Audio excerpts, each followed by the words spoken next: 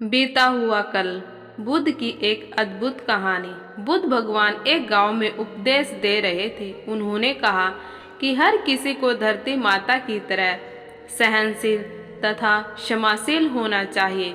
क्रोध ऐसी आग है जिसमें क्रोध करने वाला दूसरों को जलाएगा तथा खुद भी जल जाएगा। सभा में सभी शांति से बुद्ध की वाणी सुन रहे थे, लेकिन वहाँ स्वभाव से ही अति क्रोधी एक ऐसा व्यक्ति भी बैठा हुआ था जिसे ये सारी बातें बेतुकी लग रही थी। वह कुछ देर ये सब सुनता रहा, फिर अचानक ही आग बबूला होकर बोलने लगा, तुम पाखंडी हो, बड़ी बड़ी बातें करना यही तुम्हारा काम है। तुम लोगों को भ्रमित कर रहे हो। तुम्हारी ये बातें आज के समय में कोई मायने नहीं रखती। ऐसे कई कटु वचन सुनकर भी बुद्ध शांत रहे। अपनी बातों से ना तो वह दुखी हुए, ना ही कोई प्रतिक्रिया की। यह देखकर वह व्यक्ति और भी क्रोधित हो गया। उसने बुद्ध के मुंह पर थूक कर वहां से चला गया।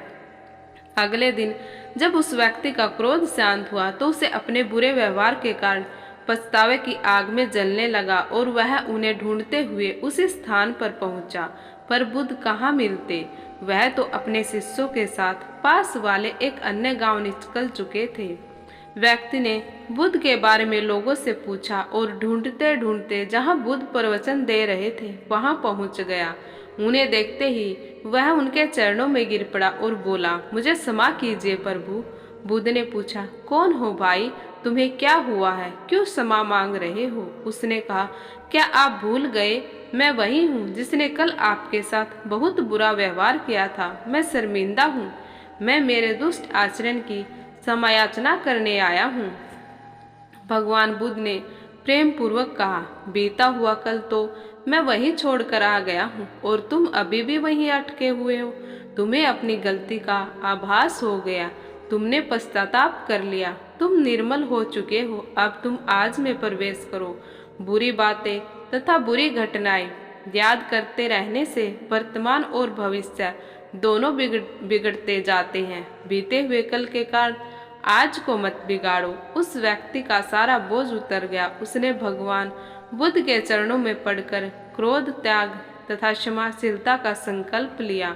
बुद्ध ने उसके मस्तिष्क पर आशीष का हाथ रखा। उस दिन से उसमें परिवर्तन आ गया और उसके जीवन में सत्य, प्रेम व करुणा की धारा बहने लगी। मित्रों, बहुत बार हम भूत में की गई किसी गलती के बारे में सोचकर बार बार दुखी होते हैं और खुद को कोसते हैं। हमें ऐसा कभी नहीं करना चाहिए। गलती का बोध हो जाने पर हमें उसे कभी ना दोहराने का संकल्प लेना चाहिए और एक नई ऊर्जा के साथ वर्तमान को सुदृढ़ बनाना चाहिए। आपको यह बुद्ध से संबंधित कहानी कैसी लगी प्लीज़ कमेंट करके ज़रूर बताएं। अगर कहानी पसंद आई है तो प्लीज़ चैनल को लाइक करें, शेयर करें और सब्सक्राइब करना बिल्कुल ना भूलें। बेल आइकन को ज़रूर प्रेस कर लें। और वीडियो को अंत तक देखने के लिए आप सभी का बहुत बहुत धन्यवाद।